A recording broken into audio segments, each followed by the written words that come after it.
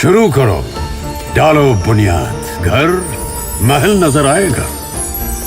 Wonder लाइए, wonder अपनाइए, फर्क नजर आएगा।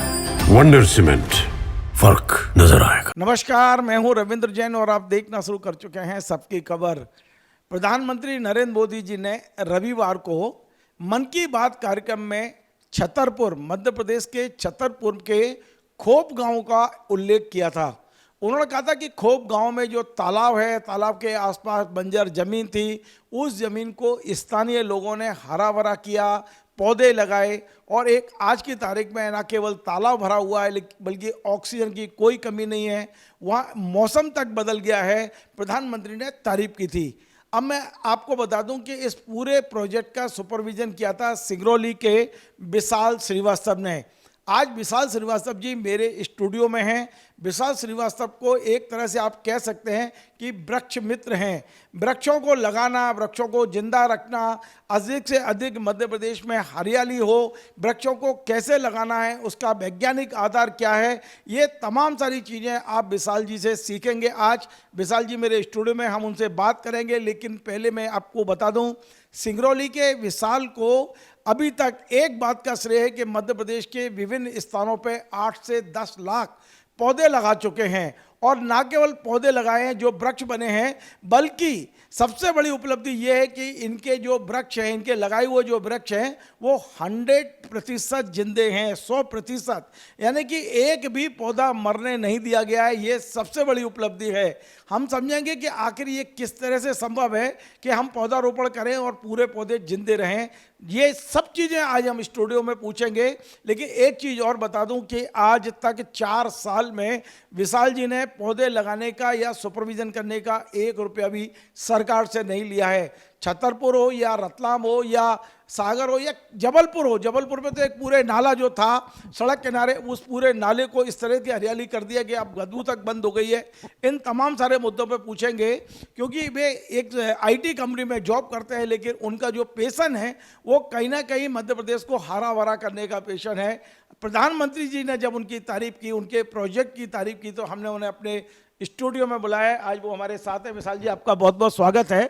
मैं थोड़ा सा समझना चाहता हूं कि आप कह रहे हैं कि हमने कभी इससे पैसे नहीं लिए, कोई व्यावसायिक तरीके से नहीं किया है, और सरकार के जिला प्रशासन के साथ मिलकर आप पौधे लगा रहे हैं। लगभग 8 से 10 लाख आपने ग्वालियर में कर दिया, छतरपुर में कर दिया, जबलपुर में कर दिया, रतलाम में कर दिया, और ये लगातार 8-10 जिलों में आप कर रहे हैं। आपका ये क्या रहता है, किस तरह से कलेक्टर या नगर निगम आयुक्त या सीईओ, जिला पंचायत कैसे आपको बुलाते हैं, कैसे संपर्क करते हैं, और फिर किस तरह से आप सुपरविजन करते हैं? जी नमस्कार एंड शुक्रिया मुझे यहाँ बुलाने के लिए। सबसे पहले मैं ये बताना चाहूँगा कि जब मैंने पहला पौधा लगाया था तब मैं एक छात्र हुआ करता था कॉलेज में। MITS ग्वालियर से मेरी एजुकेशन हुई है। उस समय पे वहाँ जो तत्कालीन सीईओ जिला पंचायत शिवम वर्मा जी थे, उन्होंने मुझे मनरेगा स्कीम से इंट्रोड्यूस कराया, और उसमें भी एक प्रोविजन होता था कि आप मियावाकी मेथड से प्लांटेशन कर सकते हैं। ये मियावाकी क्या है? ये एक नई टेक्नोलॉजी सुनने में आई, आपने मुझे व्यक्तिगत चर्चा में भी बताई। मियावाकी एक्चुअली उसका नाम आता है अकीरा मियावाकी से, जो कि एक जापानीज बॉटनिस्ट हैं।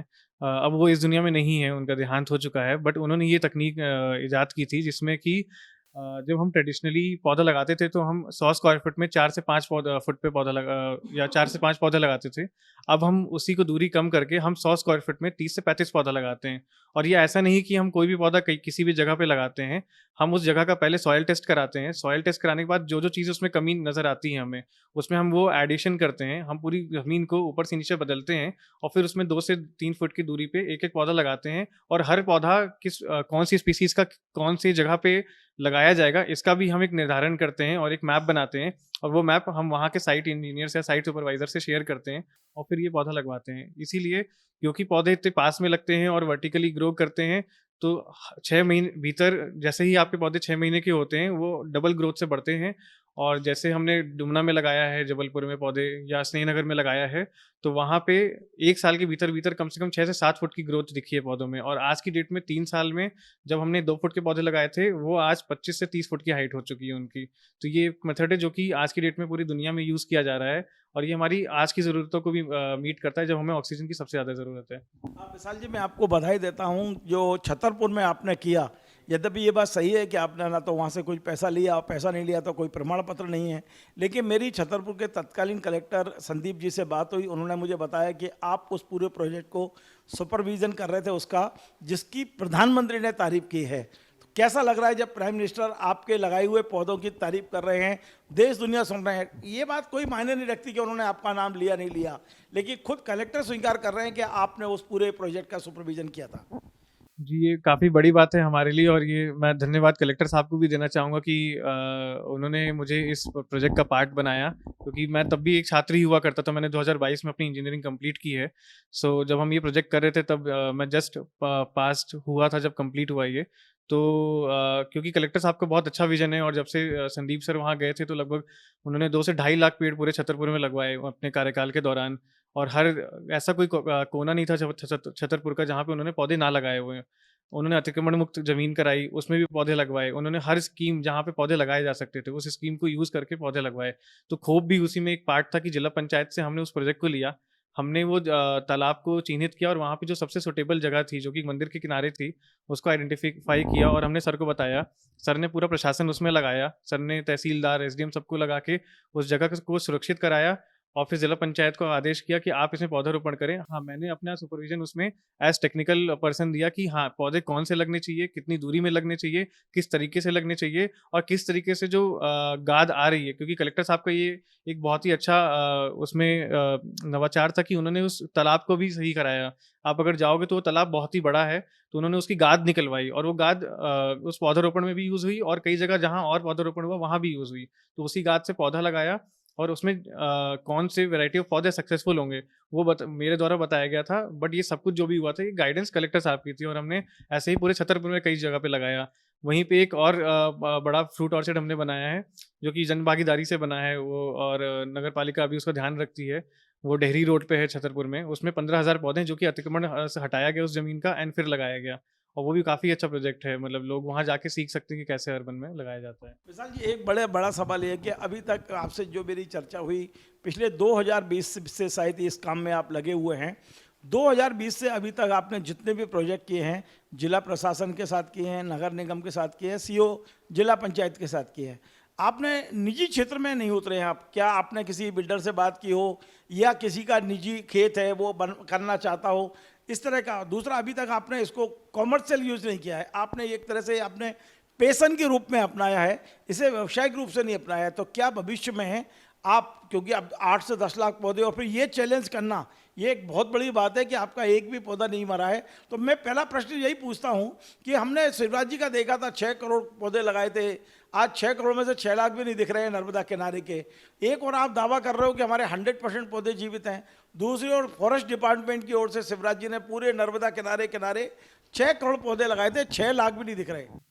जी, उसमें ज़्यादा श्रेय जाता है जो मेथड में यूज़ करता हूँ मियावाकी, क्योंकि उसमें मेंटेनेंस कम होती है, और फिर हम हर महीने, और जैसे मैंने अगर ग्वालियर में पौधा लगाया है, तो मैं हर हफ्ते वहाँ के सचिव, वहाँ के ग्राम पंचायत जीआरएस, उनसे बात करता हूँ, उनसे पूछता हूँ कि पौधे कैसे हैं।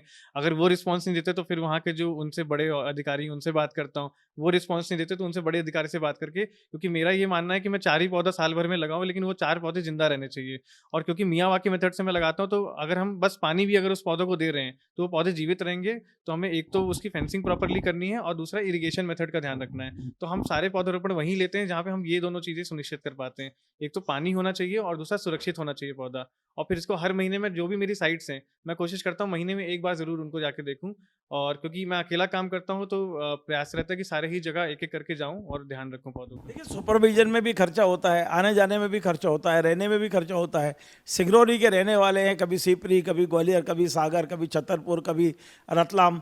तो इसका प्रशासन कुछ तो देता होगा आपको कि आप एकदम वाकई फ्री काम कर रहे हैं।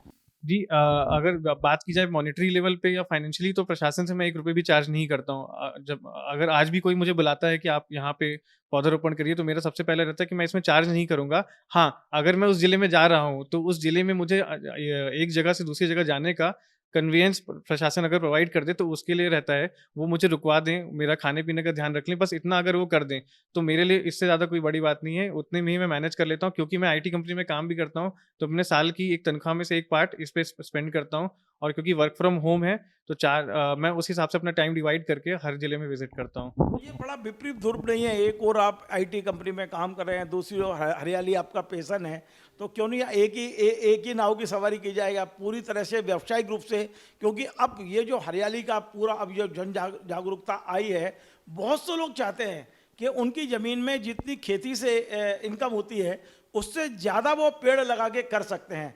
क्या इस तरह का आप माहौल बनाएंगे कि जिनके पास ज़मीनें हैं वो अपनी सॉइल टेस्ट कराएं, आपसे जुड़ें, आप वहाँ इतने पौधे लगा देंगे, इतने पेड़ लगा देंगे कि बरसों बरस उनकी इनकम होती रहेगी?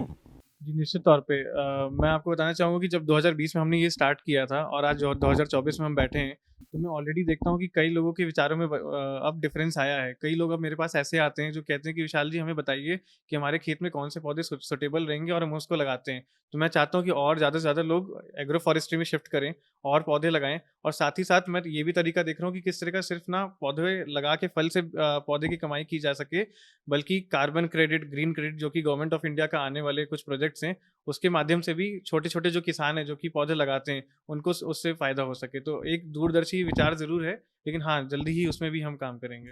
अब विशाल जी, मैं चाहता हूं कि जो लोग मेरा ये प्रोग्राम देख रहे हैं, यदि वो आपसे संपर्क करना चाहें, वो चाहे अपने ज़िले में ये पौधारोपण, चाहे वो अधिकारी हों, डिप्टी कलेक्टर हों, एडिशनल कलेक्टर हों, वो कलेक्टर हों, सीईओ हों या नगर निगम आयुक्त हों, वो विशाल से मिलना चाहें, बात करना चाहें, तो क्या आप बात करेंगे? और किस तरह से वो आपसे संपर्क कर सकते हैं, वो थोड़ा-सा बताएँगे तो हो सकता है मेरे कार्यक्रम के ज़रिए कुछ लोग आपकी सेवाओं का लाभ लें। जी, बिल्कुल, मैं हमेशा अवेलेबल रहता हूँ यहाँ काम करने के लिए इन मध्य प्रदेश क्योंकि मेरी जन्मभूमि है, तो हम चाहते हैं कि ज़्यादा से ज़्यादा जगह हम काम करें। तो मेरा मोबाइल नंबर है 8319213532, इस पे आप संपर्क कर सकते हैं। मैं ज़रूर जहाँ भी आप जब भी मुझे बुलाएँगे, आऊँगा और अपनी निःशुल्क सेवाएँ दूँगा। एक बार बड़े आराम-आराम से आप अपना मोबाइल नंबर बताएँ, ताकि लोग नोट सकें। जी, मेरा मोबाइल नंबर है 8319213532। अभी आपने नंबर दे दिया, ये बहुत अच्छी बात है, पर अब मैं ये जानना चाहता हूँ कि क्या इसको आप व्यावसायिक रूप से अभी तक आप सेवा भाव से कर रहे हैं? क्योंकि जब प्राइवेट क्षेत्र में उतरेंगे, देखिए सरकारी एक अलग चीज़ है कि सरकारी उपक्रम आपकी सेवाएँ ले रहे हैं और आप सेवा भाव से कर रहे हैं। क्या इसको व्यावसायिक रूप से भी आप अपनाएँगे, कोई कंपनी बनाएँगे, अपनी टीम बड़ी करेंगे? एक मिसाल पूरे मध्य प्रदेश के लिए बहुत कम है, क्या और तमाम सारे मिसाल पैदा करेंगे कि वो आपसे सीखें और एक बड़ी टीम आपकी बने और पूरे मध्य प्रदेश को हरा-भरा करने में आप लोग अपना योगदान दे सकें? आपके अपने विचारों के लोगों को जोड़ेंगे? जी, बिल्कुल, इस पे ऑलरेडी हम काम कर रहे हैं एंड सून हम आपको बताएँगे भी, शेयर भी करेंगे आपसे कि हमारा क्या नेक्स्ट प्रोजेक्ट होने वाला है और कुछ अच्छा ही हम मध्य प्रदेश के लिए लाएँगे जिसमें जैसे हम कहते हैं सोशल एंटरप्राइज़, तो हम ऐसा ही कुछ इंट्रोड्यूस करेंगे मध्य प्रदेश के लिए। चलिए, बहुत-बहुत धन्यवाद। तो अभी आपने सुना, आज हमने अपने स्टूडियो में सिंगरौली के विशाल श्रीवास्तव जी को बुलाया। विशाल श्रीवास्तव जी की खासियत ये है कि 4 साल से बगैर 1 रुपया लिए तमाम सारे जिला प्रशासन, जिला पंचायत, नगर निगम आयुक्त, नगर पंचायत जो अध्यक्ष या वहाँ के सीएमओ हैं, सबके संपर्क में आके ये लगातार वृक्षारोपण का काम कर रहे हैं और एक बहुत अच्छा जन जागरण के साथ पहला व्यक्ति मुझे अपने जीवन में मिला है वृक्ष लगाने वाला, जो इस बात का दावा कर रहा है कि मैंने 8 से 10 लाख पौधे लगाए हैं और एक भी पौधे को मरने नहीं दिया है।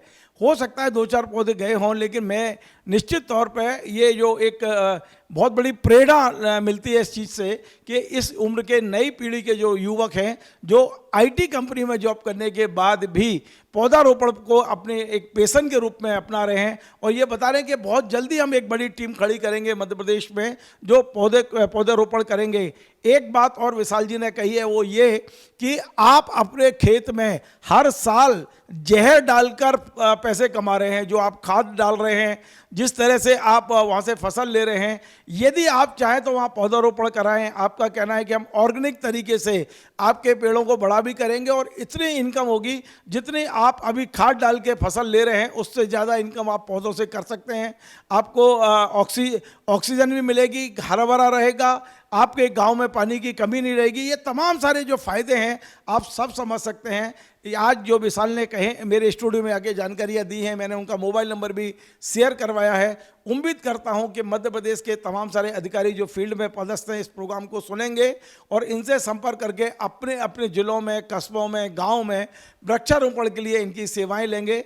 और जो निजी क्षेत्र के लोग हैं जो अपने खेतों में इस तरह का कोई प्लान करना चाहते हैं वो करें। हम केवल माध्यम बनना चाहते हैं कि हम चाहते हैं कि अधिक से अधिक मध्य प्रदेश में वृक्षारोपण हो, अधिक से अधिक हरियाली हो और हमारे मध्य प्रदेश में जो एक क्लाइमेट चेंज हुआ है फिर से हम एक क्लाइमेट, ऐसे क्लाइमेट में जिए जहाँ सब तरफ हरियाली हो, सब तरफ खुशहाली हो।